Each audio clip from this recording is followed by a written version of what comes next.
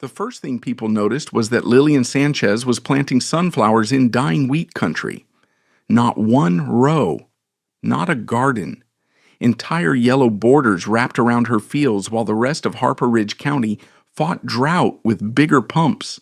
Stronger chemicals and prayers whispered over cracked Kansas soil. Men standing outside Dawson Feed and Grain laughed openly when the 70-year-old widow drove her rusted planter through the dust. Travis Holloway leaned against his truck and shouted, "Birds are going to eat better than farmers this year." People laughed harder. But Lillian never looked at any of them. She only pressed one weathered hand into the dry earth and stared toward the hot western wind like she already knew something the rest of the county didn't. And 2 years later, those sunflowers would help save the only harvest still standing. If you've ever watched quiet people prepare for disasters nobody else could see, stay with me. Let me tell you about Lillian Sanchez before Harper Ridge County started calling her the Sunflower Widow, because people have a bad habit of believing someone became foolish the moment life became difficult, and that is almost never true. By the spring of 2022, Lillian Sanchez was 69 years old and living alone on 320 acres of dry Kansas wheat ground 15 miles outside Harper Ridge. The farmhouse sat low against the prairie wind, like it had spent its whole life learning how to survive storms without complaining about them. The paint had peeled years earlier. One porch step sagged lower than the others, and the barn roof still carried hail scars from a storm back in 2008 that her husband Miguel had once promised to fully replace next summer. There are thousands of promises buried across American farmland beneath words like next season, after harvest, maybe next year. Farmers understand that better than anybody. Miguel Sanchez had understood it too. For 38 years, Miguel and Lillian worked that land side by side. They raised wheat, repaired broken equipment with baling wire, and stubbornness survived drought cycles. Cattle market collapses, diesel spikes in 2 years when the banks nearly swallowed half the county whole. And through all of it, Miguel kept notebooks. Now sit with that for a moment. Not business ledgers, not tax folders, weather notebooks. Every evening after supper, Miguel sat at the kitchen table and wrote observations in small, careful handwriting. Wind direction, soil moisture, bird migration timing, grasshopper numbers, the first appearance of aphids, how long dew stayed on wheat heads after sunrise, what kind of insects gathered near healthy soil. Most people would have laughed at those notebooks too if they had ever seen them. But Miguel used to say something Lillian never forgot. The land whispers before it screams. After Miguel died from a heart attack during harvest season 3 years earlier, the notebooks became the only voice left in the house besides the wind. And Harper Ridge County noticed the silence immediately. People always notice widows on farms, especially older ones, especially women living alone on valuable land. The first year after Miguel died, neighbors still stopped by sometimes. Men from church offered help during planting.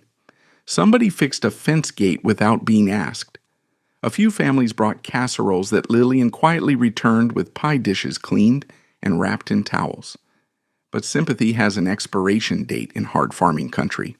By the second year, the conversations changed. Folks at Dawson Feed and Grain started lowering their voices when her name came up. Wonder how much longer she can hold that place. Daniel ought to convince her to sell. Land that good shouldn't sit under somebody who can't keep up anymore. That last sentence came from Travis Holloway. And if you're still with me, you need to understand something about Travis Holloway. Every farming county has a man like him. Tall, confident, expensive boots too clean for the amount of land he claims to work.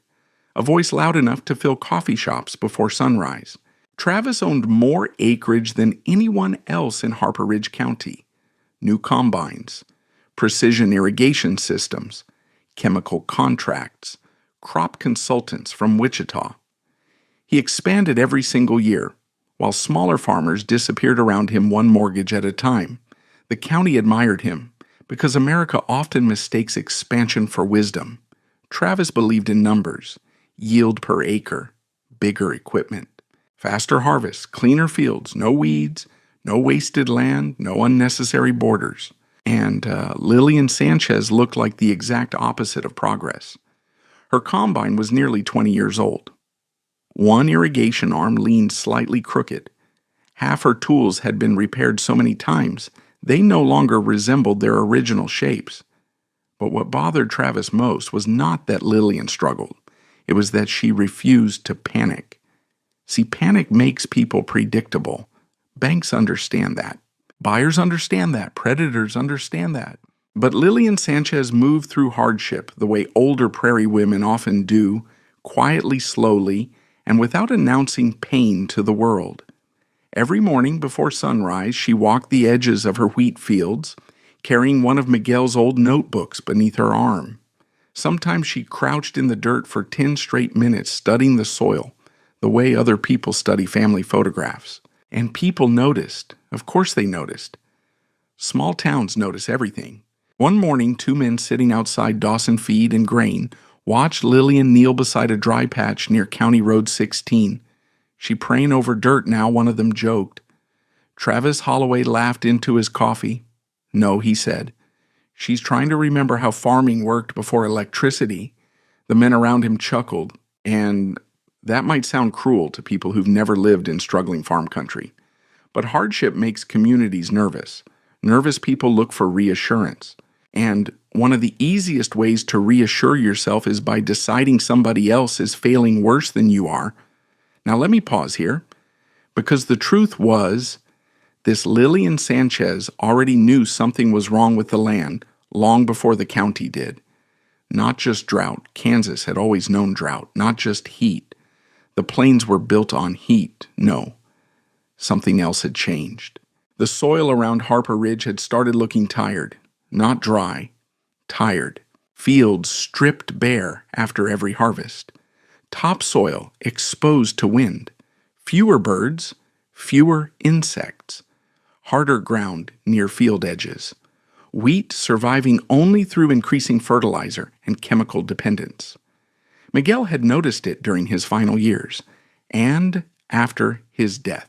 Lillian started seeing the same patterns repeating through his notebooks, like warnings left behind by a man who understood the prairie better than most people understood themselves.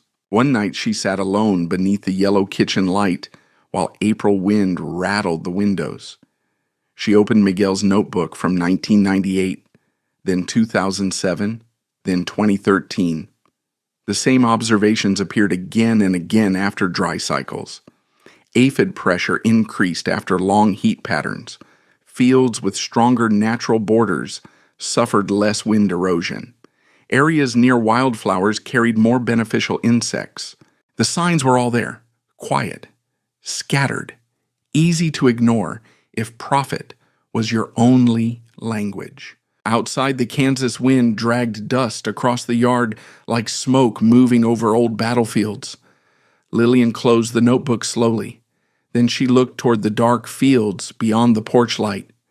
And somewhere in that silence, the idea of the sunflowers finally took root, not as decoration, not as beauty, but as protection. The next morning, she drove 40 miles to a seed supplier outside Garden Plain and bought sunflower seed with money she honestly could not afford to spend. The young cashier blinked twice at the order.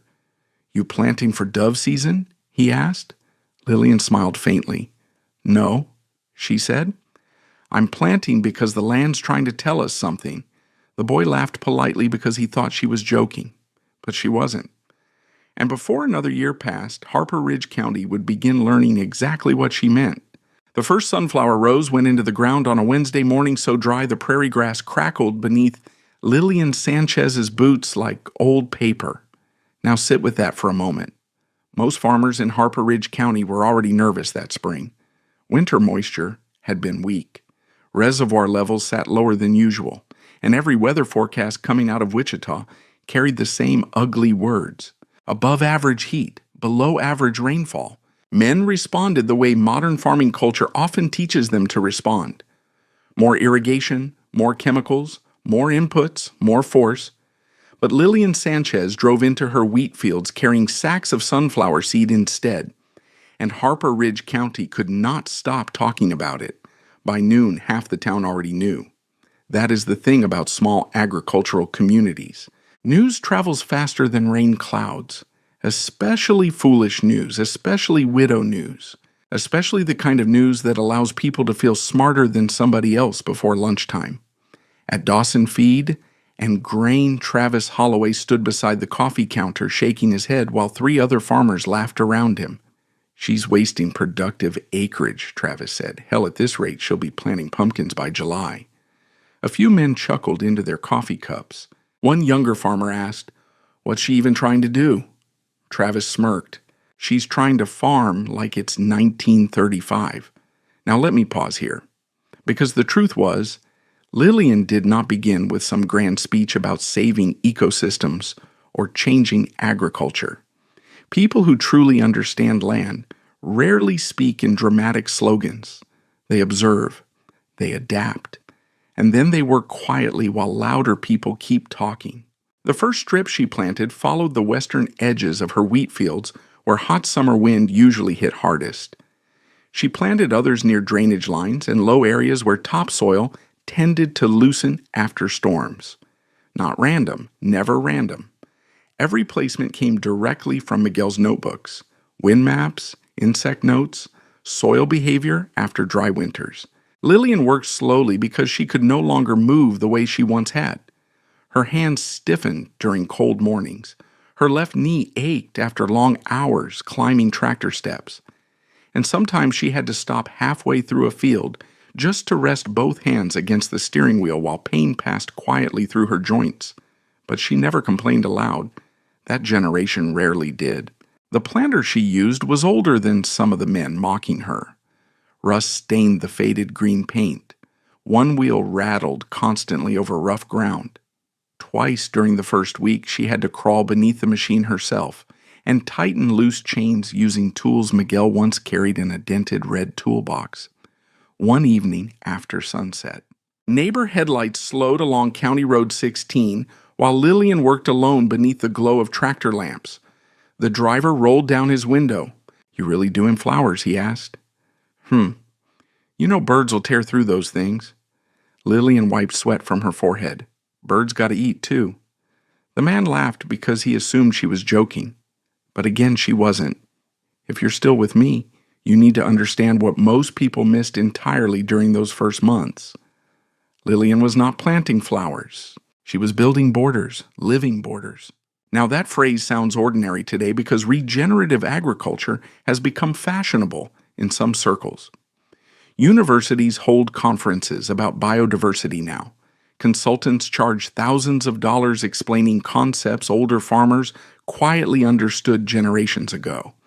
But out in Harper Ridge County in 2022, most people still believed clean farming meant stripped edges, bare ditches, and endless, uninterrupted wheat. Anything else looked inefficient, messy, old-fashioned, weak. Meanwhile, every night after supper, Lillian returned to Miguel's notebooks. Some pages carried coffee stains older than Daniel. Some smelled faintly of diesel and dust. One entry from August 2003 read, "More ladybugs near volunteer flowers along north fence. Aphids lower there." Another from June, 1998. Wheat stayed greener longer near wild growth after hot wind. Tiny observations. Easy to ignore individually, but together they formed a pattern, and patterns matter on the prairie. Outside, the county kept laughing. One Sunday after church, Lillian overheard 2 women whispering near the parking lot. "Poor thing still thinks she can save that farm. She ought to sell before the bank takes it." Lillian pretended not to hear, but words settle into lonely houses after dark, whether people admit it or not. That evening she stood alone at the kitchen sink watching sunset lights spill across the fields Miguel once walked himself. The wheat moved softly beneath dry wind, while tiny sunflower sprouts barely pushed through the soil at the borders. For a moment doubt found her. Of course it did. Only fools think courage means never questioning yourself. Lillian wondered if Daniel had been right months earlier when he suggested leasing the acreage instead of fighting to keep it alive. Maybe the county saw something she refused to accept. Maybe grief had made her stubborn. Maybe people laughed because they were correct. Then her eyes drifted toward Miguel's notebook, still lying open on the table. A sentence stared back at her from 10 years earlier. Bare ground always loses eventually. Lillian read it twice. Then she closed the notebook and went back outside with a flashlight to finish checking irrigation lines. That was who she was, not fearless, persistent. And there's a difference. By early summer, the sunflower strips began rising visibly above the weed edges. Thin green stalks stretched upward beneath the brutal Kansas sun, while broad leaves spread low across the soil. People mocked them harder than ever. Teenagers driving county roads started calling the property Sunflower Ranch. Someone even stuck a fake garden decoration near her mailbox one night. At Dawson Feed and Grain, Travis Holloway grew almost entertained by the whole thing. "You know what this is?" he said one morning while grain haulers loaded trucks nearby. "This is what happens when people spend too much time sentimental about dirt." And men nodded, because modern agriculture often teaches people to fight nature instead of listening to it. Travis expanded another 200 acres that month, more wheat, more chemical treatment, cleaner fields, straighter rows, no wasted space, no flowers, no insects, no disorder. His land looked perfect from the highway. Lillian's land looked strange, and strange things make nervous communities uncomfortable. But something else was happening too, quietly, almost invisibly. The soil near the sunflower strip stayed darker, longer after light rain. Wind carried less loose dirt from her western edges. Small birds returned first, then bees, then ladybugs. Lillian noticed them one evening while kneeling beside young sunflower stalks under orange sunset light. Hundreds of tiny red bodies moved along the leaves. She smiled faintly, not triumph, recognition, like hearing an old friend's voice again after years apart. Now let me tell you something important. The land almost always tells the truth before the markets do, before banks do, before experts do. But truth spoken slowly is difficult for impatient people to hear. And Harper Ridge County was still far too busy laughing at Lillian Sanchez to realize the prairie had already started answering her back. The first year looked like proof that everyone in Harper Ridge County had been right about Lillian Sanchez, and people enjoyed that far more than they should have. Now sit with that for a moment. There is something deeply uncomfortable about watching a quiet person continue believing in something after the rest of the world has already decided it will fail. Most communities would rather see that person collapse quickly than succeed slowly. Failure restores order. Success forces people to question themselves. And by late July, Lillian's sunflower experiment looked dangerously close to failure. Some of the sunflower rows grew tall and healthy, others didn't. A stretch along the western drainage ditch came up uneven after dry wind hardened the soil too quickly. Birds tore through several early heads before the seeds matured properly. One storm snapped younger stalks flat against the ground like broken fishing poles, and every damaged patch became fresh entertainment for the county. Men slowed pickups along County Road 16 just to stare. Teenagers took pictures. Somebody hung a plastic sunflower from the bulletin board at Dawson Feed and Grain with a handwritten note taped beneath it, "Lillian's new cash crop." The whole place laughed. Even people who weren't cruel joined in because mockery becomes social glue in small towns during hard years. One afternoon, Travis Holloway walked into the grain elevator office carrying yield reports from his southern acreage. "Best wheat numbers I've had in 6 years," he announced proudly. And why wouldn't he feel proud? His fields looked perfect from above. Endless clean rows, no border growth, no weeds, no wasted inches.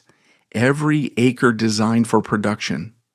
Meanwhile, less than 10 miles away, Lillian Sanchez stood in a field of uneven sunflowers, wearing work gloves patched twice at the fingertips. The comparison made itself, and people love easy comparisons.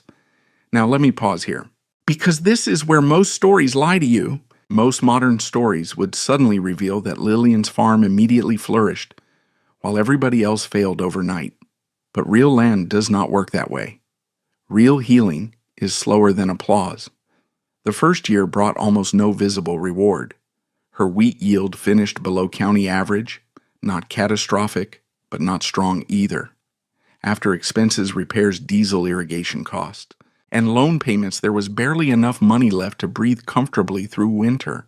One evening, Lillian sat alone at the kitchen table staring at unpaid invoices stacked beside Miguel's old notebooks. The refrigerator hummed softly behind her.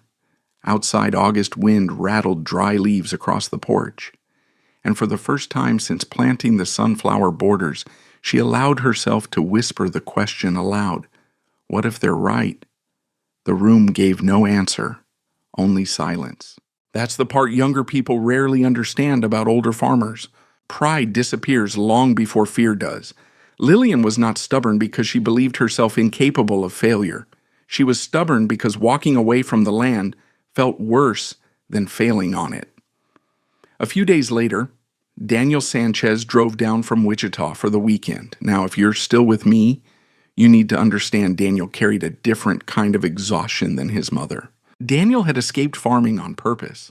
At 38 years old, he worked as a structural engineer in Wichita, wore clean button-down shirts to work, and spent his days inside climate-controlled offices where weather appeared mostly as numbers on a forecast screen. He loved his mother deeply, but every time he returned to Harper Ridge County, he saw the same thing: aging equipment, deferred repairs, bills, loneliness, and a woman trying to hold together a farm the modern economy no longer respected. Daniel parked beside the barn and looked out across the sunflower strips before entering the house. "You planted more?" he asked carefully during supper. Lillian nodded. "Needed better western coverage." Daniel sighed softly. "Mom, no, I'm just saying people are talking." Lillian buttered cornbread without looking up. "People always talk. That's not what worries me." "What worries you?" Daniel hesitated. The bank. There it was. The real fear. Not embarrassment, not sunflowers, loss. Prairie State Agricultural Bank had already extended parts of Miguel's equipment loan after his death. Interest rates had climbed since then. Crop margins were tightening across Kansas. And banks do not survive by believing in sentimental ideas about land stewardship. They survive through risk calculations. To Prairie State, Lillian Sanchez increasingly resembled risk. 3 weeks later, Richard Boone arrived at the farm in a silver pickup, carrying a clipboard and wearing polished boots that collected almost no dirt. Loan officers always walk differently on farms they suspect may fail. Carefully, like visitors touring a museum that might collapse. Richard spent most of the afternoon inspecting irrigation systems, grain bins, and field conditions. He spoke politely enough, but every sentence carried the same hidden message. Numbers matter more than memories. At one point, he stopped beside a thick stretch of sunflowers moving gently in hot wind. "What percentage of acreage are you giving up for these?" he asked. "Depends how you measure value." Richard smiled the way bankers smile when they think someone is avoiding reality. "That isn't really how lending works, Mrs. Sanchez." Lillian looked across the fields. "No," she said quietly. "It usually isn't." That evening, after Richard left, Daniel found his mother sitting in the barn beside Miguel's old toolbox. Sunset light spilled through wooden cracks in long orange lines. "You could still sell part of the south acreage," Daniel said softly. Lillian stayed silent. "Mom, listen to me. I am listening. You don't have to carry all this alone anymore. There are moments in life when kindness accidentally sounds like surrender. This was one of them." Lillian finally looked at her son. "You know what your father used to say after dry years?" Daniel rubbed his forehead tiredly. "Mom, he said weak roots only show themselves when the rain disappears." Daniel exhaled heavily. "This isn't about roots anymore. It's about survival." Lillian nodded slowly. "Yes, it is." But the thing Daniel still did not understand was this. His mother believed the land itself was trying to survive too, and she believed most modern farming had stopped listening long ago. Now let me tell you about the smallest change nobody else noticed that autumn. The wind, not stronger, different. When harvest began across Harper Ridge County, loose topsoil rolled across many open fields during dry afternoons. Dust drifted low along county roads behind combines like smoke trails. But near Lillian's sunflower strips, the soil held more firmly, not perfectly, not dramatically, just enough to matter if somebody had been paying attention, and almost nobody was. Because dramatic failures attract attention, quiet improvements rarely do. One morning during harvest, Lillian knelt beside a sunflower border where the soil remained darker beneath the surface than surrounding exposed areas.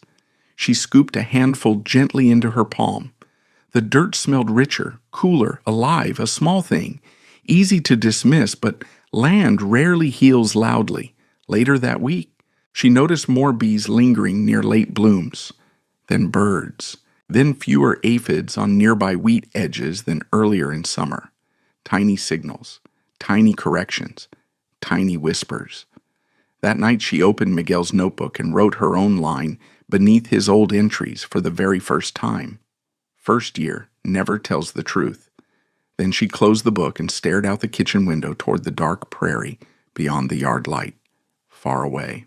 Lightning flickered silently over western Kansas, and somewhere beyond that horizon a harder season was already beginning to form. Winter settled over Harper Ridge County the way hard winters often settle across the Kansas plains, flat gray and heavy with silence. The wheat fields disappeared beneath pale frost. Windmills groaned through cold mornings, and farmers gathered inside feed stores and coffee shops, pretending next season would somehow fix everything the last one had quietly broken. Now let me pause here, because farming communities survive partly through optimism and partly through denial. Sometimes the two look almost identical from a distance. The first year after Lillian Sanchez planted sunflower borders had not destroyed her, but it had not rescued her either. And banks are not patient with experiments that fail to produce immediate numbers, especially not in rural America after 2 weak rainfall years and tightening agricultural credit. By January, Prairie State Agricultural Bank had started reevaluating dozens of farms across Harper Ridge County. Equipment loans were under pressure. Fuel costs had climbed again. Fertilizer prices looked unstable heading into spring. The county could feel the tension even if nobody said it aloud. Men talked louder at Dawson Feed and Grain that winter. That's how anxiety works in places where pride matters too much. One icy Thursday morning, Richard Boone returned to the Sanchez farm, carrying a leather folder tucked beneath his arm. Lillian already knew what the visit meant before he knocked. Bankers never drive 20 miles on frozen roads just to be friendly. She invited him inside anyway. Coffee steamed between them at the kitchen table while weak January light pushed through curtains, faded by 30 years of prairie sun. Richard opened the folder carefully.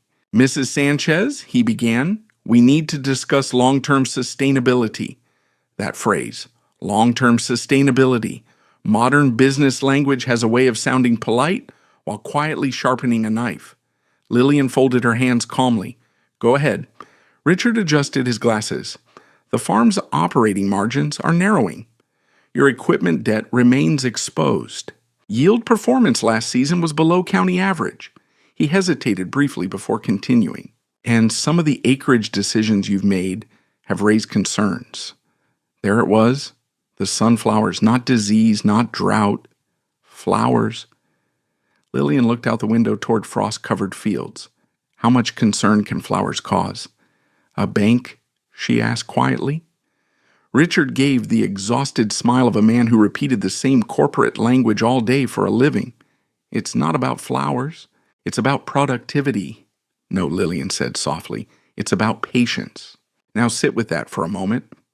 Because patience has become almost offensive in modern agriculture. Investors want quarterly results. Banks want annual certainty. Large operations want immediate efficiency. But land moves more slowly than money does. And older farmers understand something spreadsheets often don't. Anything forced too hard for too long eventually breaks. Richard slid several papers across the table. If this next season underperforms, he said carefully, the bank may recommend partial acreage liquidation to stabilize your position. A softer phrase for selling land before somebody takes it from you. Lillian studied the papers without touching them. Outside, winter wind dragged loose snow across the yard in long white streaks. Finally, she asked whose recommendation was that. Richard paused, and that pause told her everything. Travis Holloway. Of course. Who else? See, Travis had already started circling the Sanchez acreage the way larger operators often circle struggling neighboring farms. Not with open cruelty, not publicly. Predators in farming communities rarely look like villains. They look practical, reasonable, helpful. 2 days later, Travis himself drove out to the property. His truck gleamed clean despite muddy roads, and his expensive wool coat probably cost more than Lillian's old grain drill. He removed his hat politely when she opened the door. "Morning, Lillian. Travis, I figured we ought to talk." "I imagine we already are." That almost made him smile. Almost. Travis accepted coffee and stood beside the kitchen window, looking out toward the distant sunflower borders now buried beneath winter frost. "You know," he said casually, "there's folks in county saying you're making this harder than it needs to be." Lillian remained quiet. "I could take the south parcel off your hands," he continued. "Fair price. Enough to clear pressure with the bank." Still, she said nothing. Travis turned toward her. "You don't want to lose the whole place trying to save every acre." There are sentences that sound compassionate while carrying the full weight of conquest underneath. That was one of them. Lillian finally spoke. "You already measured it, didn't you?" "What, the south parcel?" Travis shrugged lightly. "Good irrigation access? Better soil depth than most acreage around here?"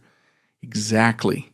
That land mattered, not sentimentally, strategically." And Travis knew it. Now let me tell you something about people who truly understand land. They know when somebody is looking at dirt and when somebody is looking at life. To Travis, acreage meant expansion. To Lillian, it meant Miguel's fingerprints still existing somewhere beneath the soil. It meant mornings before sunrise repairing broken headers together. It meant Daniel learning to drive tractors barely tall enough to see over the steering wheel. It meant surviving years that should have buried them. So when Travis said, "You can't farm memories forever," something cold passed quietly through the room. Lillian looked directly at him. "No," she said, "but people who forget too much usually lose everything worth keeping." Travis exhaled through his nose. "You think flowers are going to save this farm?" "No." Then what? Lillian glanced toward the western fields, borders. Travis laughed softly, not cruelly, worse, dismissively, like a man humoring someone already defeated. When he left, tire tracks cut dark lines through melting snow all the way back to County Road 16. And for the first time all winter, Lillian felt truly tired. Not physically, spiritually. That night, Daniel called from Wichita. "How bad is it?" he asked immediately. Lillian stared at Miguel's notebook spread across the kitchen table. "They want pieces of the farm. Mom." "I know." Daniel hesitated. "You could still come here. What would I do in Wichita Rest?" Lillian smiled faintly. "Farmers don't know how." Silence lingered between them. Finally, Daniel spoke carefully. "I just don't want you fighting something impossible. Now let me pause here, because children eventually reach an age where they start fearing their parents' hope more than their parents' weakness." Daniel was not ashamed of Lillian. He was terrified for her. Terrified she would lose everything while chasing an idea nobody else believed in. And honestly, part of Lillian feared that too. Later that night, she walked alone to the barn carrying a flashlight. Cold air burned her lungs. Snow creaked beneath her boots. Inside the barn, Miguel's old workbench still smelled faintly of oil and cedar dust. Tools hung exactly where he left them years earlier because Lillian could never bring herself to move them. She opened another notebook beneath the dim hanging light. Winter, 2001. Miguel's handwriting again. Strong land survives stress because something is always alive there. Lillian read the sentence 3 times. Then she closed her eyes. Outside wind pushed against the barn walls in slow, hollow waves, and suddenly she realized something that changed everything. The county still believed she was trying to grow stronger wheat, but that was never really the point. She was trying to grow stronger land, and those are not the same thing. The next morning before sunrise, Lillian Sanchez ordered more sunflower seed, more than she could comfortably afford, more than the bank would approve of, more than Harper Ridge County would understand. Because somewhere deep beneath fear, exhaustion, and loneliness, she had finally reached a quiet conclusion. If the land was truly in trouble, then halfway measures were no longer enough. By the second spring, Harper Ridge County had stopped treating Lillian Sanchez like a joke. Now they treated her like a warning. And strangely enough, that was worse. Mockery at least carries energy. Laughter means people still consider you entertaining. But once communities decide somebody has truly lost their way, the laughter disappears and gets replaced by quiet pity. That is a colder thing to live beside. Now sit with that for a moment. The winter wheat across western Kansas entered March under weak moisture conditions again. Reservoir reports looked ugly. Wind forecasts looked uglier. And every farmer in Harper Ridge County watched the sky with a strained expression of people trying not to calculate how much another dry year might cost them. At Dawson Feed and grain conversations had changed. Men no longer joked about Lillian's flowers every morning. Instead, they talked about input prices, fertilizer, fuel, chemical contracts, insurance adjustments. Nobody laughed much anymore because fear had finally reached everybody equally. Except Lillian Sanchez still kept planting sunflower borders. More of them. That part disturbed people deeply. Because once fear spreads through farming country, anybody acting calm starts making everyone else uncomfortable, especially if they're poor, especially if they're old, especially if they might secretly be right. The second year's planting began earlier than usual. Before sunrise, most mornings, headlights from Lillian's old tractor moved slowly through darkness, while coyotes still called from distant creek beds. The sunflower strips expanded farther this time, not randomly, not emotionally, but with careful precision. Western edges first, then low drainage corridors, then thin barrier lines cutting between larger wheat sections, and this time she planted more than sunflowers.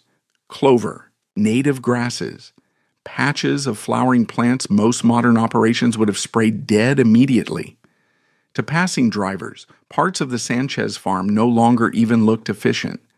And efficiency has become something close to religion in American agriculture.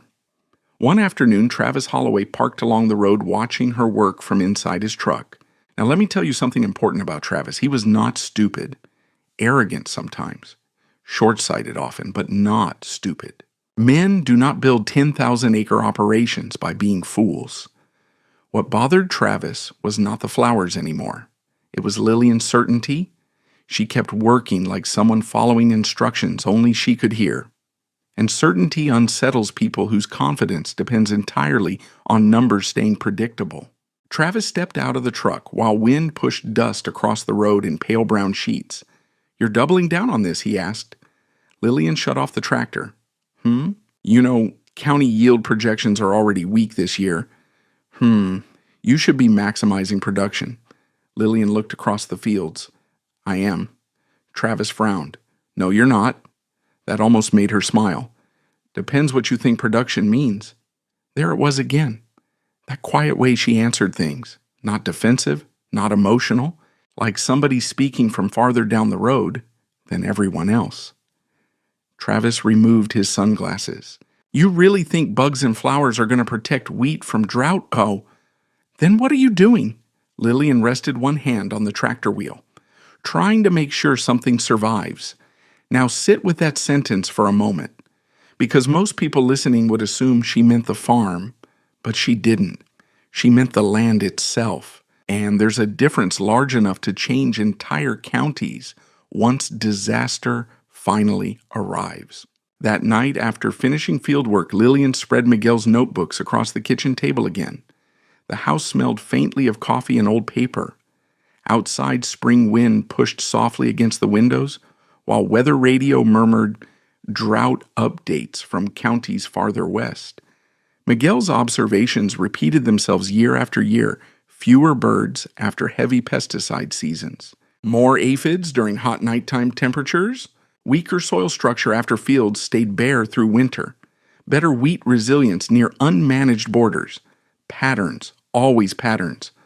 Modern agriculture often teaches farmers to focus on isolated problems, kill the insect, fix the deficiency, increase yield, suppress weeds. But older land knowledge works differently. It watches relationships, and somewhere over the years, Harper Ridge County had stopped seeing relationships entirely. Lillian circled several entries carefully with a pencil. Then she opened another notebook and began sketching new field layouts by hand beneath the yellow kitchen light. Wind corridors, pollinator strips, predator insect zones, protective borders. No consultant helped her. No university study guided her directly. Just 40 years of observations left behind by a man who paid attention before paying attention became unfashionable. Now let me pause here, because people love stories where wisdom arrives dramatically. A genius breakthrough, a sudden revelation. But most real wisdom arrives quietly through repetition, 1,000 tiny observations, a lifetime of noticing things impatient people ignore. 3 weeks later, County Extension Agent Claire Bennett visited the Sanchez farm for the first time. Claire was younger than most local farmers, trusted early 30s Oklahoma State graduate practical boots, sharp eyes. Harper Ridge County tolerated her, mostly because she understood crop economics well enough not to sound naive. But Claire noticed things others missed. That afternoon, she parked beside one of Lillian's western fields and walked slowly along a sunflower border, while wind rolled through the stalks. Finally, she crouched beside the soil. "Interesting," she murmured. Lillian studied her carefully. "Most folks don't use that word around here." Claire smiled faintly. "They should." Now, if you're still with me, understand what Claire immediately saw. The ground near the sunflower strips held together differently. Not magically, not dramatically, subtly. The soil carried more organic residue. Surface moisture lingered longer beneath cover. Insect activity looked more balanced. Birds moved constantly between borders. Meanwhile, across many neighboring operations, fields sat stripped bare except for wheat. Clean, efficient, exposed. Claire stood and brushed dirt from her jeans. "You've been building habitat." Lillian nodded once, trying to. Claire glanced toward the distant fields. "How long? 2 years? And nobody else is doing this around here?" "No." Claire smiled again, though this time there was concern hidden underneath it. They probably should. That evening, for the first time in a very long while, Lillian felt something unfamiliar. Not victory, not relief, recognition. Somebody else could finally see what she had been seeing. But outside the Sanchez farm, the county kept moving toward trouble faster than it understood. Travis Holloway expanded chemical applications that spring after early aphid reports appeared farther south in Oklahoma. Several other farms followed his lead immediately. More spraying, more suppression, more control. And at first the strategy seemed reasonable. Fields looked clean, healthy, strong. But by early May, strange things started happening. Bird numbers dropped sharply around heavily treated acreage. Ladybugs became harder to find. Nighttime temperatures stayed unusually warm, and windstorms began arriving earlier than normal across western Kansas. One evening, Lillian stood beside her sunflower borders watching insects move through the fading light, while distant dust rolled low across neighboring fields. The prairie sounded different now, quieter. That bothered her more than drought ever had. Healthy land makes noise, birds, insects, movement, life. Silence means something is disappearing. Behind her, the old farmhouse windows glowed softly against the coming dark. Miguel's notebooks waited inside. The county still believed she was experimenting with flowers. But standing there beneath the Kansas sunset, Lillian Sanchez finally understood something with complete certainty. The second year would not simply test her idea.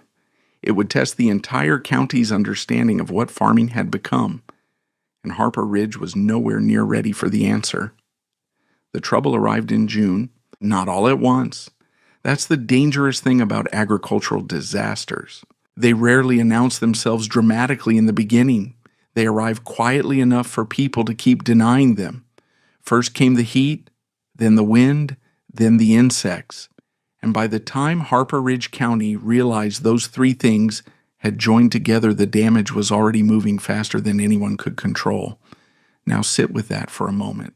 The first week of June brought nighttime temperatures nearly 10 degrees above normal across western Kansas. Farmers hate hot nights more than most people understand. Crops recover during cooler darkness. Without that recovery, stress builds invisibly inside the plant day after day like exhaustion inside a human body. The wheat across Harper Ridge County started looking restless. That is the only word for it, restless. Fields no longer moved with healthy heaviness under wind. The color shifted subtly too, not fully. Brown, not dead, but pale, in a way experienced farmers notice immediately.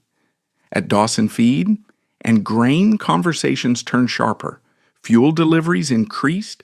Chemical orders doubled. Everywhere men talked about aphids, tiny insects. That was the enemy now. Tiny green aphids gathering beneath wheat heads in numbers larger than most farmers had seen in years. Travis Holloway stood beside the loading dock one morning giving instructions over his phone while spray rigs moved constantly across his acreage. Hit the north sections again, he barked. No stronger mix this time. His field still looked clean from the road. Perfect rows. No wild growth.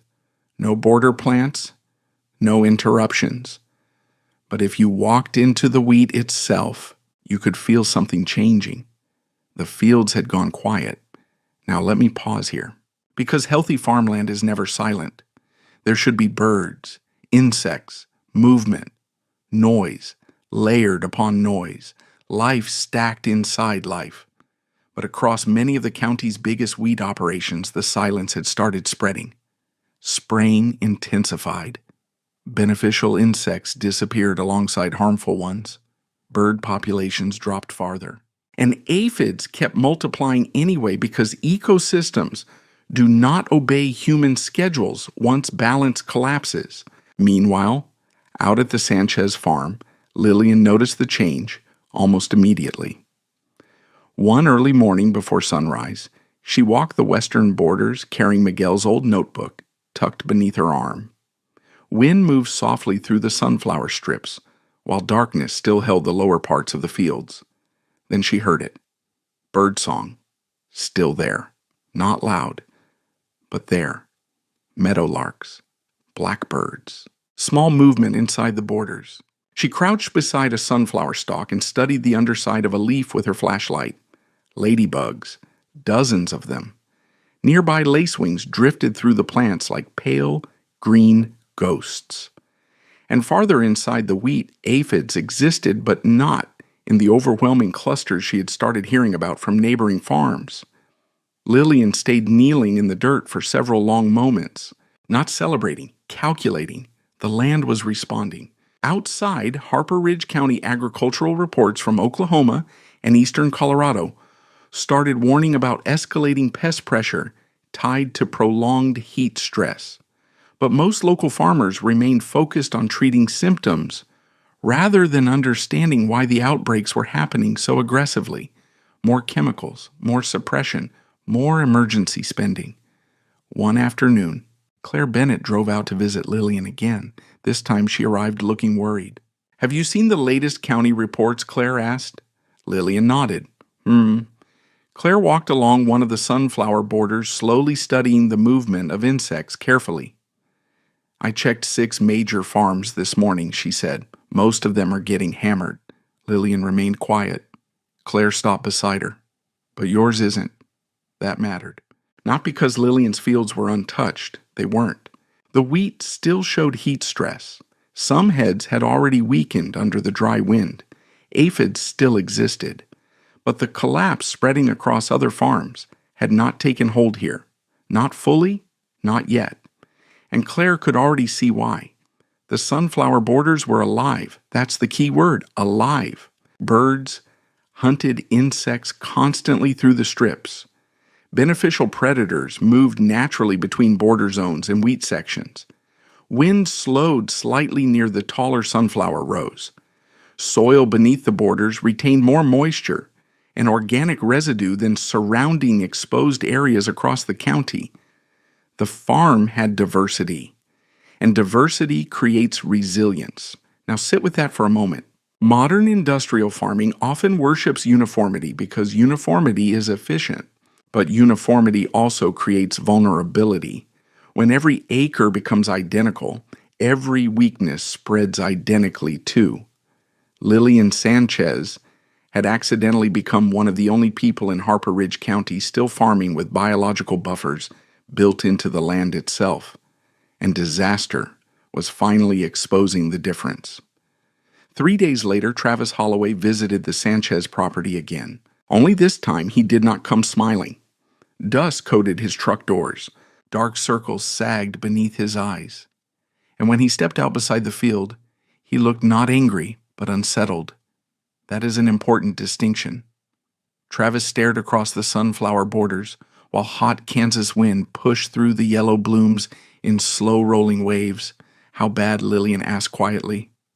Travis rubbed one hand across his jaw. Aphids exploded across the north acreage. Lillian nodded once. We sprayed twice. And they keep coming back, of course they did. Because the predators that once controlled them naturally had already been erased from much of the county. But Travis still wasn't ready to admit that. Instead, he pointed toward the sunflower strips. You seriously think this is helping? Lillian looked across the fields. I think the land's trying harder here. That frustrated him instantly. Land doesn't try. Yes, she said softly. It does.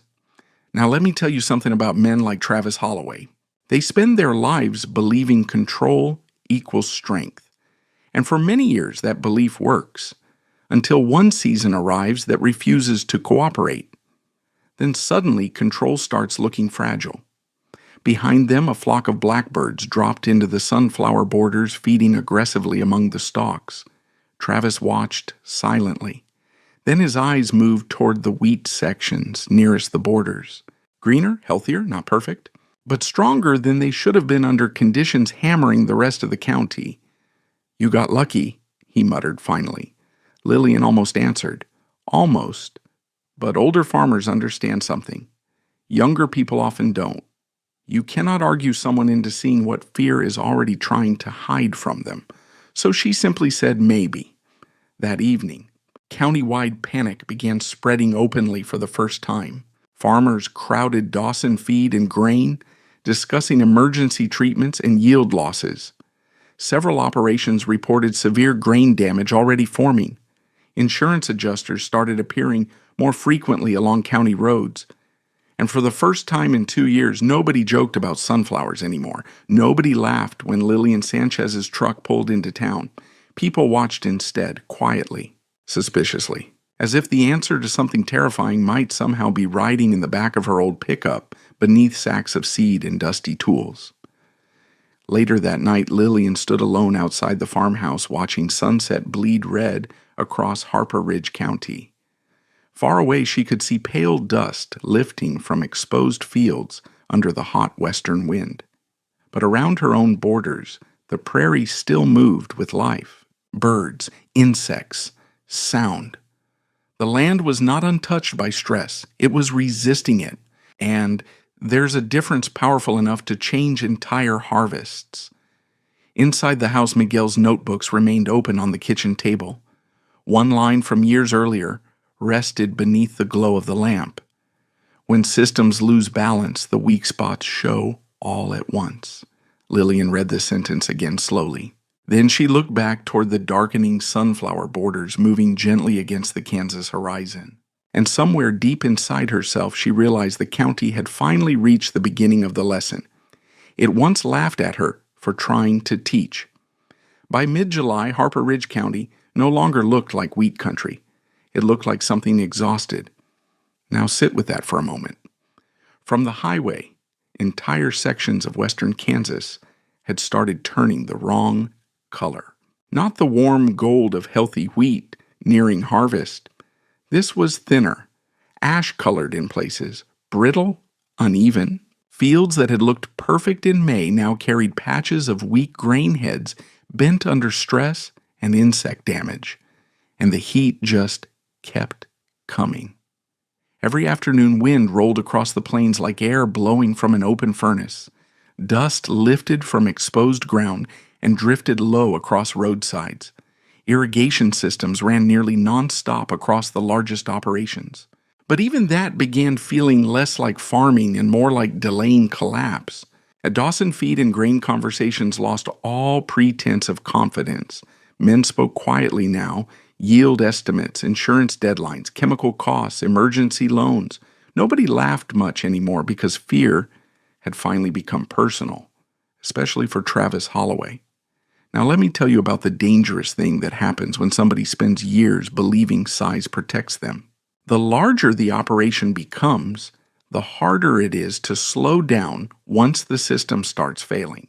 Travis had expanded aggressively for almost a decade. More acreage, more debt, more production, more dependence on efficiency staying predictable. And now thousands of acres were showing signs of damage faster than his crews could respond. The aphids were everywhere, not evenly. Worse than that, they moved in waves. One section would look manageable in the morning then. By evening, entire stretches carried dense clusters beneath the wheat heads. Spray rigs crossed fields day and night, while helicopters made passes above some neighboring farms. But every treatment seemed to create another imbalance somewhere else. Beneficial insects were nearly gone now across many operations. Bird numbers had collapsed sharply. And without natural pressure holding aphid populations back, the pests rebounded almost immediately after spraying. Nature always charges interest on imbalance eventually. Meanwhile, less than 10 miles away, the Sanchez farm still stood, not untouched. That part matters. Lillian Sanchez was not farming paradise. Some wheat sections showed stress. Several lower areas suffered heat damage during the worst hot winds. Yields would still come in below the strongest years Miguel once harvested. But compared to the disaster unfolding around Harper Ridge County, her fields looked almost impossible. One afternoon, Claire Bennett returned carrying soil probes, insect traps, and a camera. This time, she did not arrive as a curious observer. She arrived like someone trying to document evidence before the rest of the county noticed what it meant. The moment Claire stepped from her truck, she paused. The farm sounded alive. That was the first difference. Birdsong drifted constantly through the sunflower borders. Bees moved heavily between blooms. Dragonflies skimmed low above the wheat sections. Wind carried movement instead of silence. Claire walked slowly through one of the western fields while Lillian followed beside her. "You realize this shouldn't look this stable," Claire said quietly. Lillian glanced across the wheat. "It's still struggling." "Yes," Claire replied, "but it's recovering." Now let me pause here, because recovery is one of the most misunderstood ideas in agriculture. Most modern farming systems are built entirely around maximizing output during good conditions. But resilient systems are different. They bend without breaking. And that was exactly what Claire was seeing on the Sanchez farm. The sunflower borders had done more than attract insects. They slowed wind near vulnerable field edges. They helped anchor topsoil. They created habitat corridors for predators, feeding on aphids. Their roots improved water movement in hardened ground. The added diversity prevented the entire farm from collapsing uniformly under stress.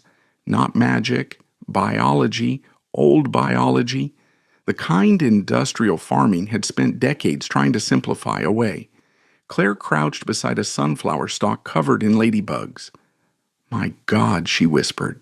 Lillian smiled faintly. Miguel used to say healthy land hires its own workers. Claire actually laughed at that. Then her expression turned serious again. "Do you know how bad things are getting north of town?" Lillian nodded once. "I hear enough." But hearing was not the same as seeing. 2 evenings later, she finally drove past portions of Travis Holloway's northern acreage on her way home from town. And for the first time, even Lillian felt shaken. The wheat looked tired, not weak, defeated. Large sections carried thin heads with poor grain fill. Heat scars showed unevenly across the fields. Dust drifted behind combines before harvest had even properly begun. Worst of all, the fields felt empty. No birds rose from the rows. No insect movement hummed through the air. Nothing, just wind. Now sit with that silence for a moment, because silence on farmland is never a good sign. As Lillian slowed near a roadside gate, she saw Travis himself standing alone beside one of the fields. No workers, no trucks. Just Travis staring across thousands of acres that no amount of money could fully save anymore. He noticed her pickup and walked over slowly. For several seconds, neither of them spoke. Finally, Travis said, "I lost the North Quarter." Lillian nodded gently. "How bad?" "Worse than they're saying in town." His voice sounded older somehow. "That happens to people after systems they trusted stop obeying them." Travis glanced toward her truck bed where sunflower seed sacks still sat beneath a tarp. Then he looked back at her. "You really think those flowers made the difference?" Lillian took a long breath before answering. "No." Then what did she look across the damaged wheat stretching toward the horizon? The life around them. That frustrated him because it sounded too simple. But the older people get the more they learn, the deepest truths usually are simple. Travis rubbed both hands across his face. "I did everything they told us to do." Now let me pause here. There was no arrogance left in his voice anymore, only confusion. And honestly, that made the moment sadder, because Travis Holloway was not evil. He was simply a man who had spent years believing agriculture meant conquering uncertainty instead of cooperating with it. Lillian answered softly, "I know you did." The hot wind moved through the broken wheat between them. Finally, Travis asked the question he had been avoiding for weeks. "What am I supposed to do now?" Lillian looked at him for a long moment. Then she pointed toward the thin strip of wild sunflowers moving along the edge of his western ditch line. Volunteer plants, ones his crews had missed spraying earlier that summer. Start by leaving those alive. Travis stared at the flowers silently, and for the first time in years, he did not laugh. Back in town, word about the Sanchez farm had already started spreading beyond gossip. People drove county roads just to look at the sunflower borders, not mockingly anymore, carefully, like people visiting the site of something they didn't yet fully understand. Even Prairie State Agricultural Bank began paying attention. Richard Boone returned one humid July morning carrying updated county reports. This time when he stepped out of his truck, he did not look confident. He looked uneasy. The numbers across Harper Ridge County were becoming impossible to ignore. And sitting directly in the middle of that collapse was one older widow whose non-productive acreage suddenly looked smarter every single day. Richard walked through the fields beside Lillian for nearly an hour. Finally, he stopped near a thick sunflower border buzzing with insects. "I've never seen anything like this," he admitted quietly. Lillian rested one hand against a sunflower stalk. "You weren't looking for it."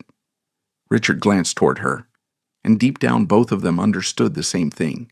The county had spent years measuring success entirely by production. But this season was exposing a harsher truth. Survival and production were not always the same thing. That evening sunset spread deep orange across Harper Ridge County, while wind rolled through the sunflower borders like waves moving across water. And for the first time since Miguel died, Lillian Sanchez allowed herself one small private thought she had refused to admit before now. Maybe the land really had been trying to speak all along, and maybe nobody except her had stayed quiet long enough to hear it. Harvest began beneath a sky the color of old steel, and Harper Ridge County had never felt quieter. Now sit with that for a moment. Most farming communities carry a certain sound during harvest season: diesel engines before sunrise, grain trucks rolling county roads, radios crackling from combine cabs, men shouting across elevators while dust hangs golden in the air. But this year something heavier moved beneath those familiar noises: fear. Because by late August, everybody already understood the truth even before final numbers arrived. The county was in trouble. Bad trouble, not total collapse. Those are rarer than people think. No, this was the slower kind of disaster that destroys communities piece by piece over the following years. Weak yields, higher debt, emergency refinancing, land sales, equipment auctions. Families quietly disappearing one season at a time. That's how rural America usually breaks. And right in the middle of that breaking stood the Sanchez farm, surrounded by towering yellow sunflower borders, still alive with insects and birds. The same borders people once laughed at from passing trucks. Now let me tell you something painful about human nature. People often mock unusual ideas right until the exact moment those ideas begin working. Then suddenly they pretend they were never laughing at all. 3 mornings into harvest, traffic along County Road 16 slowed constantly near the Sanchez acreage. Farmers drove by pretending to inspect road conditions while secretly studying her fields. Some even stopped outright. Nobody made jokes anymore. Nobody shouted bird food anymore. Instead, they stood beside fences in silence, watching Lillian's combine move steadily through wheat that still carried respectable grain heads, while so many neighboring fields struggled. Not perfect wheat. That part matters. Lillian's yields would not break county records, but in a year when survival itself had become the victory, her fields looked almost miraculous. One afternoon, Claire Bennett arrived carrying preliminary county comparison reports. She climbed into the combine cab beside Lillian while dust drifted behind them in the hot Kansas wind. Claire held the papers tightly. "You should probably sit down before I show you these." Lillian almost smiled. "I've been sitting all morning." Claire laughed softly despite herself. Then she handed over the reports. The numbers told the story more brutally than gossip ever could. Across Harper Ridge County, average yields had dropped sharply due to heat stress and pest pressure. Several large operations faced severe grain quality reductions. Input costs had exploded after repeated chemical applications. But the Sanchez farm, lower chemical costs, more stable grain quality, reduced aphid damage, less wind erosion, stronger edge yields near the sunflower borders. Claire shook her head slowly. "You weren't just protecting the wheat," she said quietly. "You were stabilizing the system." Lillian looked out across the moving fields. Miguel understood that before I did. Now let me pause here, because this moment mattered for reasons larger than farming. For 2 years, Harper Ridge County had treated Lillian Sanchez like somebody clinging emotionally to outdated ideas, an aging widow playing with flowers while serious people handled real agriculture. But the harvest reports exposed something nobody wanted to admit.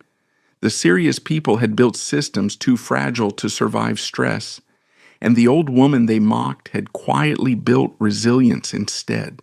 That realization stung, especially for Travis Holloway. By September, rumors about Travis's losses had spread through every coffee shop in 3 counties. Several northern sections produced far below projections. Chemical costs alone had become staggering, and because large operations rely heavily on scale and debt structure, even moderate losses multiplied dangerously fast. One evening just before sunset, Travis drove to the Sanchez farm again. Only this time he left his truck parked near the road and walked slowly through the sunflower borders himself. Lillian noticed him from near the grain bins and waited silently while he approached. The flowers towered over parts of the path, golden heads shifting beneath warm evening wind. Birds scattered softly around them. Finally, Travis stopped beside one massive border row and looked across the wheat fields beyond it. "I used to think this looked ridiculous," he admitted. Lillian rested both hands against the fence rail. A lot of folks did. Travis nodded once.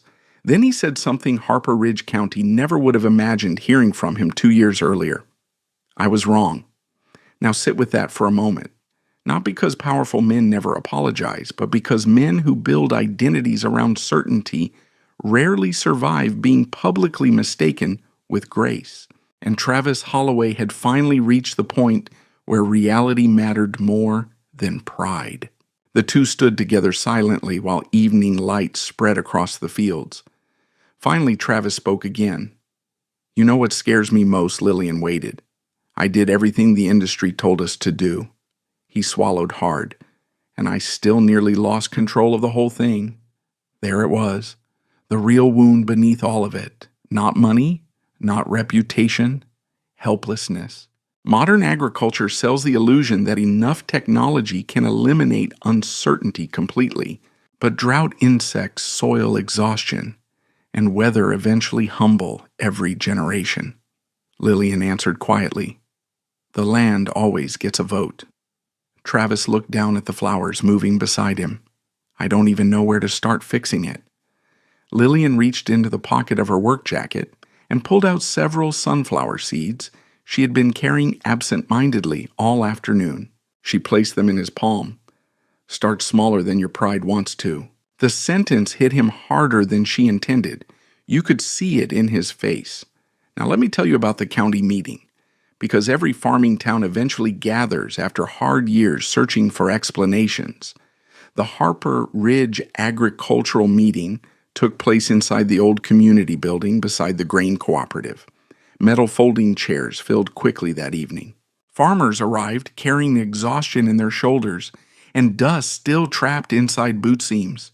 For years, meetings like these centered around equipment pricing chemicals and yield projections. This year was different. People wanted answers. Claire Bennett stood near the front, holding charts and field reports while murmurs rolled through the room. And sitting quietly in the third row was Lillian Sanchez, wearing the same faded denim jacket she'd worked fields in for years. No dramatic entrance, no speech prepared, no desire for attention. Claire began carefully. We saw major differences this season between highly exposed monocrop systems and farms with stronger biodiversity support. The room stayed silent.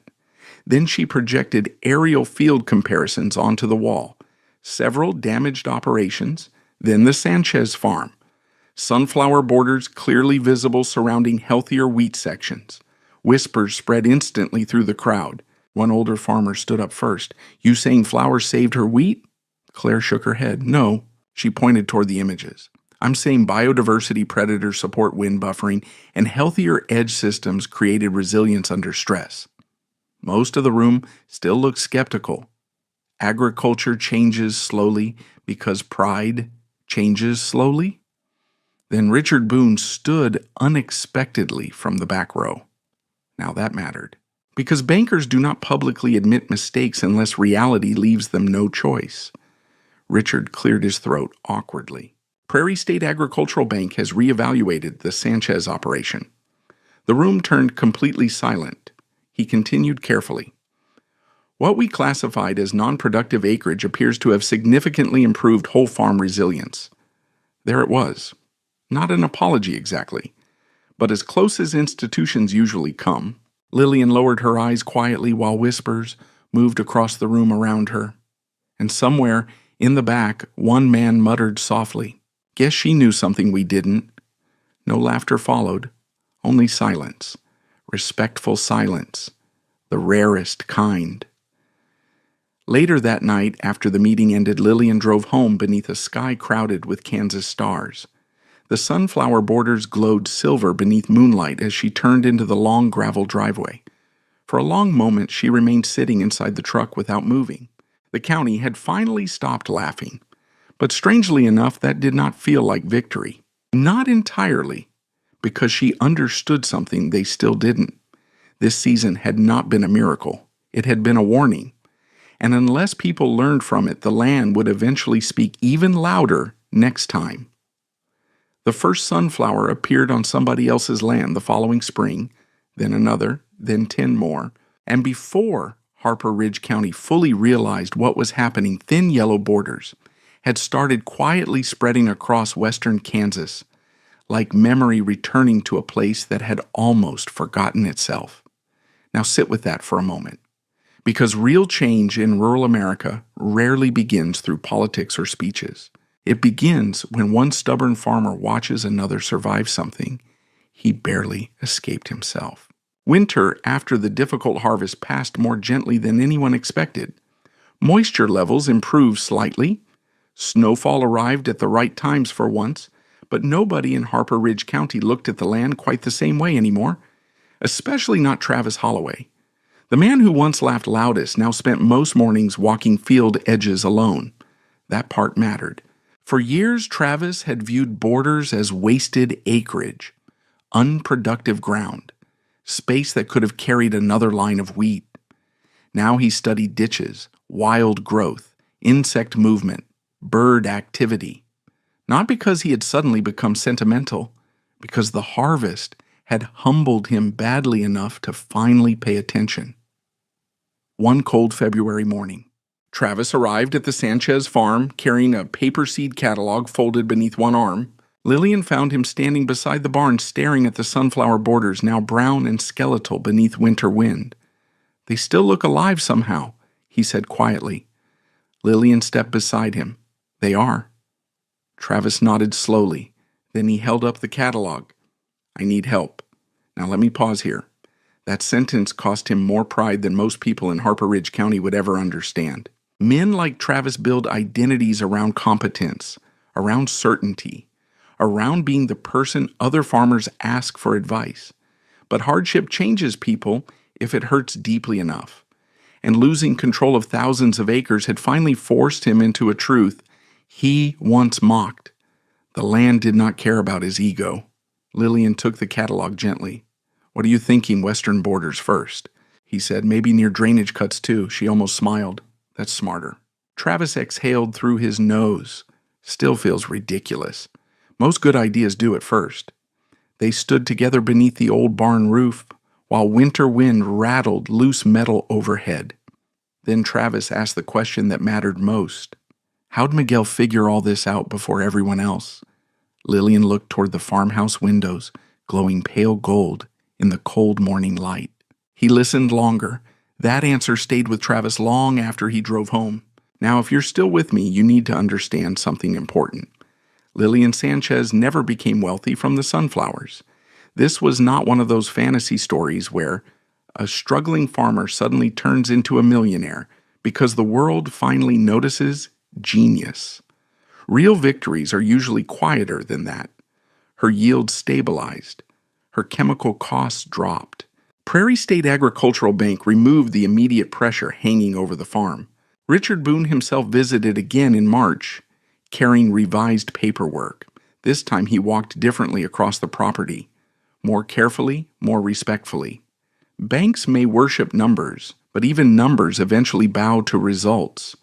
Richard handed Lillian the updated file. "Your operation's been reclassified," he said. Lillian adjusted her glasses. Model resilience acreage. Richard gave an awkward little smile. "I suppose we didn't understand what you were building." "No," Lillian replied softly. "You didn't." But there was no cruelty in her voice. That's important, because quiet people rarely crave revenge the way wounded pride imagines they should.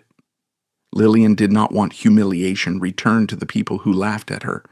She wanted the land protected. That was always the real point. And maybe that is what made her impossible to defeat in the end. Now let me tell you about Daniel. 3 weeks into spring planting, Lillian heard a truck pull into the driveway just after sunrise. Daniel stepped out carrying 2 duffel bags and wearing work boots instead of office shoes for the first time in years. Lillian looked at him carefully. "You visiting?" Daniel shook his head. "No. Now sit with that for a moment, because children do not usually return to farms anymore. Not permanently. Modern America teaches young people to leave rural places behind the moment opportunity appears somewhere cleaner and easier. And Daniel had done exactly that. But the harvest changed something in him too. During the winter, he read every one of Miguel's notebooks cover to cover while sitting in his Wichita apartment, late at night after work, page after page, year after year. Observations no corporation would value until disaster suddenly made them priceless. Daniel finally understood what his mother had been protecting all along. Not nostalgia, knowledge, inheritance deeper than land ownership papers. "I gave notice last week," he said quietly. Lillian stared at him. "You quit your job." Daniel smiled faintly. "Turns out designing buildings all day makes a man miss dirt." For several seconds she said nothing. Then she nodded once toward the barn. "Tractor still leaks oil." Daniel laughed softly. Some things shouldn't change too fast. That spring became the busiest Harper Ridge County had seen in years, not because conditions were easy, because people had started rethinking things. Claire Bennett helped organize several small conservation workshops through the county extension office. Attendance surprised everyone. Farmers who once dismissed biodiversity as foolishness now sat taking notes about beneficial insects and living borders. Most never admitted directly why they changed their minds. Pride still lives long in rural America. But the fields told the truth anyway. By June, sunflower borders stretched across dozens of farms throughout the county. Some narrow, some uneven. Some planted awkwardly, by men still embarrassed neighbors might see them. Lillian noticed all of them. One evening, near sunset, she drove slowly along County Road 16 while yellow blooms moved through the warm Kansas wind on property after property.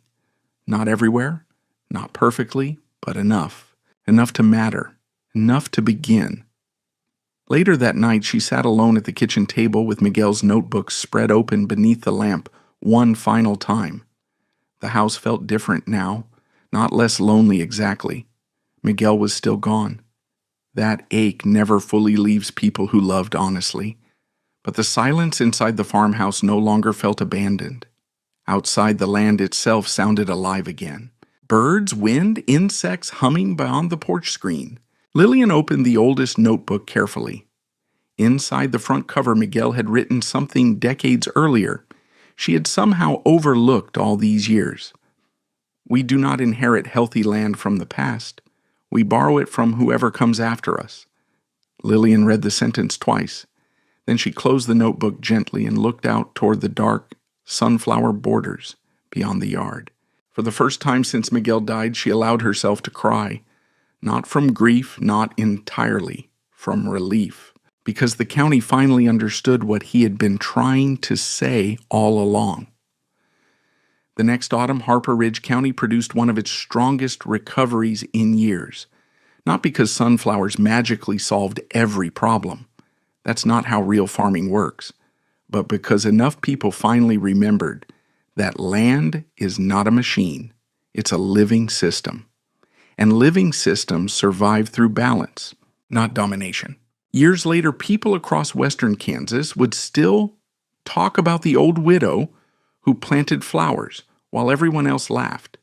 But eventually the story changed. At first they said she almost lost her farm planting sunflowers. Then later, she saved her farm with sunflowers. But the people who truly understood the story told it differently. They said, Lillian Sanchez reminded Harper Ridge County how to listen to the land again. And in the end, that mattered far more than being proven right. After all the drought reports, failed forecasts, expensive chemicals, and frightened harvest meetings, the thing that finally helped save Harper Ridge County was something most people once called foolish. A few flowers, a few birds, a little patience. Now sit with that for a moment. Because life has a way of humiliating people who confuse control with wisdom. Sometimes the strongest person in the room is not the loudest expert or the wealthiest landowner. Sometimes it's the quiet widow, still willing to kneel into the dirt and listen when everyone else has stopped paying attention. Lillian Sanchez understood something modern life makes people forget. Anything forced beyond balance eventually breaks. Land does. Communities do. People do too. But healing often begins through small things most of the world ignores at first: a border row, a notebook, a seed, a stubborn decision nobody understands until years later. And maybe that's why stories like this still matter, because somewhere out there, somebody watching this has probably been laughed at for believing in something slow, quiet, and difficult. Maybe you're protecting something other people can't yet see the value in. If that's you, keep going. The world usually mocks wisdom before it recognizes it. And if this story stayed with you, tell us in the comments what part hit closest to home. And subscribe if you believe the strongest victories are still the ones earned slowly, honestly, and without forgetting where you came from.